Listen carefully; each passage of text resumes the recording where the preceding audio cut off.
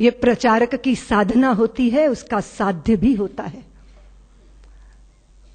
हम जब भी कभी कदम उठाते हैं तो कुछ पाने की अपेक्षा करते हैं, लेकिन एक प्रेमी के हृदय का भाव क्या होता है? वो स्वामी राम की वाणी से व्यक्त होता है कि इश्क एक तरफा में यूं मसरूर हो जाऊंगा मैं, राम तुम होगे क्षमा काफूर हो जाऊंगा मैं तुम्हें देखूं तो देखूं तुम न मुझको देखना, तूने गर देखा मुझे मशहूर हो जाऊंगा मैं तुम्हें चाहूं तो चाहूं तुम न मुझको चाहना, तूने गर चाहा मुझे मगरूर हो जाऊंगा मैं अगर मांगू कभी तो कुछ ना देना तुम मुझे, वरना फिर प्रेमी नहीं मजदूर हो जाऊं। जो बोझ ढोके मुआवजा चाहता है वो समर्पित नहीं होता, वो मजदूर होता है। जिसने यश चाहा, जिसने प्रतिष्ठा चाहिए, जिसने लोक मान्यता चाहिए, उसका समर्पण अधूरा होता है। लेकिन मां भारती को अखंडता के सिंहासन पर विराजमान करने का स्वप्न साकार करने के लिए अपने को होम करने वाला प्रचारक चाहता है क्या कुछ? लेकिन जो मिलता है वो तो अनिर्वचनीय है, उसको तो वाणी से व्यक्त ही नहीं किया जा सकता। वो तो हृदयों का अनुभूत विषय है कि चारों तरफ से भगवत्ता उस पर बरसती है। जो अपने लिए नहीं चलता, अपनों के लिए कदम बढ़ाता है, जो कभी दुख को दुख नहीं मानता, जो सुख की चाह में धूल नहीं छानता, औरों के लिए जिसको विष पीना भी स्वीकार हो जाता है, वह प्रचारक अभिनंदनीय है, वंदनीय है, पूजनीय है, प्रातः स्मरणीय है। रात दिन अहिर्निश मां भारती के चरणों में अपने आप को तपाना, गलाना। किस समय डॉक्टर साहब ने सपना लिया था? सारे देश के अंदर आग लगी थी, ब्रिटिश सत्ता के विरुद्ध एक वातावरण बना था, बलिदानों की गंगा मानो बह गई थी भारत के अंदर, विदेशियों की चूल्हे हिलने लगी। बस एक प्रहार और बाकी था कि सारे सपने साकार हो जाते।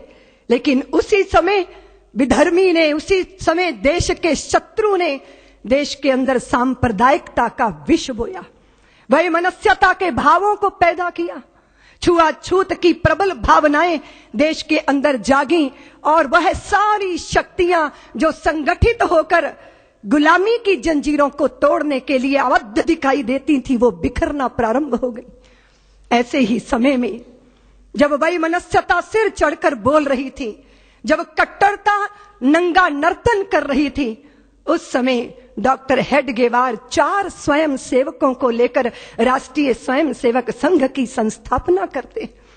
जब अपने ही कुएं पे पानी लेने आते थे और अपना ही भाई दुत्कार कर भगा देता था कि तू अछूत है, मेरे कुएं का पानी पिएगा तो सब अपवित्र हो जाएगा, और वो प्यास से तड़पते हुए अपने ही भाई को देखना, लेकिन निष्ठुरता का लबादा ओढ़े रहना, वो तिल तिल करके मरने वाले प्यासे को देखकर उस पीड़ा में से, उस वेदना में से राष्ट्रीय स्वयं सेवक संघ का निर्माण हुआ, जन्म हुआ। लोग कहते हैं प्रेरणा, प्रेरणा नहीं अपितु वेदना में से संघ का जन्म हुआ। मां भारती को वैभव के पद पर ले जाना है, अखंडता के सिंहासन पर विराजमान करना है, तो एक ही मार्ग है। और वो कौन सा मार्ग? क्या हिंदू जाति जिसने नक्षत्रों को संज्ञा दी, वो हिंदू जाति जिसने सागर की छाती पर पत्थरों को तैराया, इतना गौरव रखने वाली हिंदू जाति, उसका स्वाभिमान धुआं बनकर उड़ेगा? ये वेदना में से राष्ट्रीय स्वयं सेवक संघ का जन्म हुआ। प्रचारकों ने अनवरत अपने जीवन को आहूत किया।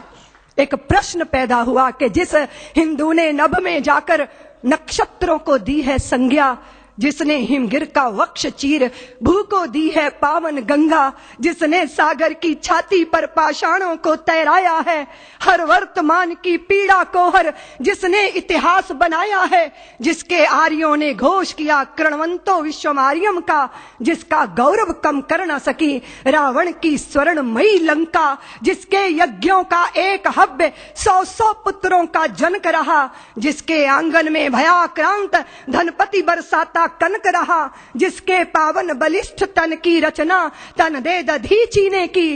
राघव ने बन बन भटक भटक जिस तन में प्राण प्रतिष्ठा की। जौहर कुंडों में कूद कूद सतियों ने जिसे दिया सत्व, गुरुओं गुरुपुत्रों ने जिसमें चिरबलिदानी भर दिया तत्व। और शाश्वत हिंदू जीवन क्या स्मरणीय मात्र रह जाएगा?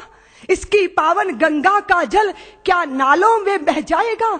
इसके गंगाधर शिव शंकर क्या ले समाधि सो जाएंगे? इसके पुष्कर इसके प्रयाग क्या गर्त मात्र हो जाएंगे? यदि तुम ऐसा नहीं चाहते तो फिर तुमको जगना होगा, हिंदू राष्ट्र का बिगुल बजाकर दानव दल को दलना होगा। इस वेदना में से, इस पीड़ा में से मां भारती के लुटते स्वाभिमान और बिखरती अस्मिता की वेदना में से राष्ट्रीय स्वयंसेवक संघ का प्रादुर्भाव हुआ।